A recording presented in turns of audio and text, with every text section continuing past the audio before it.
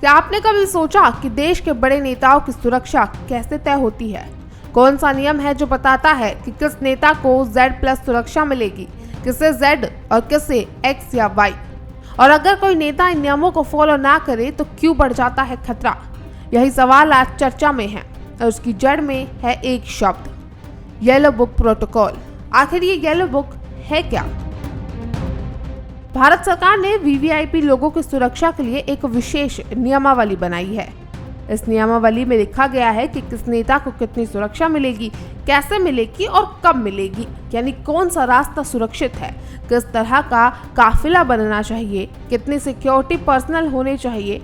ये सब कुछ इसी किताब में लिखा हुआ है और इस किताब का नाम है येलो बुक।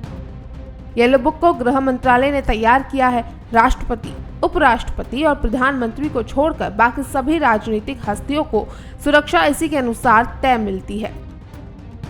अब जानते हैं कि आखिर क्यों जरूरी है ये किताब। अगर कोई बड़ा नेता अचानक बिना बताए कहीं चला जाए या भीड़ में कूद जाए तो उस समय सुरक्षा एजेंसियां तैयार नहीं कर पाती। ऐसे में न केवल उस नेता की जान खतरे में पड़ती है बल्कि आसपास मौजूद लोगों की सुरक्षा पर भी सवाल उठ जाता है। येलो बुक इसलिए कहती है कि हर VVIP को अपनी गतिविधियों की जानकारी पहले से सिक्योरिटी एजेंसियों को देनी चाहिए ताकि उसी हिसाब से सुरक्षा कवर तय किया जा सके। अब सवाल उठता है कि किस नेता को Z+ मिलेगी और किसे X। इसका जवाब भी येलो बुक देती है। सबसे पहले सुरक्षा एजेंसियां खतरे का आंकलन करती है।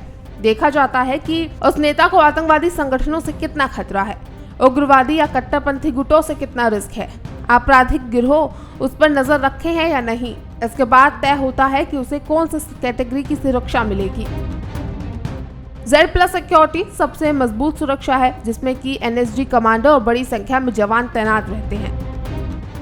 Z सिक्योरिटी इसमें भी दर्जनों जवान, एस्कॉर्ट गाड़ियां और पुख्ता इंतजाम होते हैं। Y सिक्योरिटी में जवानों की संख्या कम होती है लेकिन सुरक्षा व्यवस्था व्यवस्थित रहती है। और X सिक्योरिटी में ये सबसे छोटी कैटेगरी है जिसमें कुछ ही सिक्योरिटी कर्मी साथ रहते हैं। यानी खतरे जितने बड़े, सुरक्षा उतनी मजबूत। इसका मतलब सिर्फ सिक्योरिटी एजेंसियों के नियमों से नहीं है बल्कि ये उन VVIP नेताओं के लिए भी उतना ही जरूरी है। तो वहीं येलो बुक कहती है कि VVIP को हर यात्रा और हर कार्यक्रम की जानकारी पहले से देनी होगी। अचानक बिना बताए किसी भीड़ में नहीं जा सकते। गाड़ी का रूट बदलने से पहले सिक्योरिटी टीम से इजाजत लेनी होगी। पब्लिक से मिलने का समय और जगह पहले से तय करनी होगी। यानी ये किताब कहती है कि नेता और सुरक्षा बल दोनों मिलकर ही सुरक्षा को मजबूत बना सकते हैं। अब आइए ताजा मामले पर। लोकसभा के नेता प्रतिपक्ष राहुल गांधी की सुरक्षा की जिम्मेदारी CRPF के पास है, लेकिन हाल ही में CRPF ने कांग्रेस अध्यक्ष मल्लिकार्जुन खड़गे को चिट्ठी लिखी थी और चिट्ठी में कहा गया था कि राहुल गांधी कई बार येलो बुक प्रोटोकॉल का पालन नहीं करते। वो अचानक भीड़ में चले जाते हैं, बिना जानकारी दिए कार्यक्रम में शामिल हो जाते हैं और रूट बदल देते हैं। इससे सुरक्षा बलों को परेशानी होती है, खतरा बढ़ जाता है और सबसे अहम बात, उनकी जान जोखिम में आ जाती है। भारत में पहले भी कई नेताओं पर हमले हुए हैं। राजीव गांधी और इंदिरा गांधी की हत्या इससे में सबसे बड़ा उदाहरण है।